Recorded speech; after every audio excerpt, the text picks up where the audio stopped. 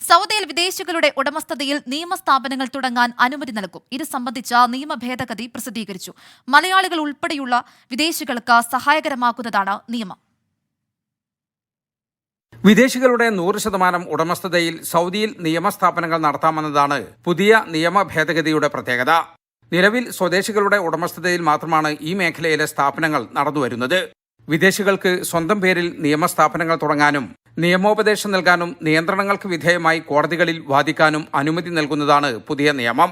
ഇതുസംബന്ധമായ നിയമ ഭേദഗതി പൊതുജനാഭിപ്രായത്തിനായി ഇസ്തിത്ല പ്ലാറ്റ്ഫോമിൽ പ്രസിദ്ധീകരിച്ചു. നാഷണൽ കോമ്പറ്റിറ്റീവ്നെസ് സെന്ററാണ് ഇക്കാര്യം അറിയിച്ചത്.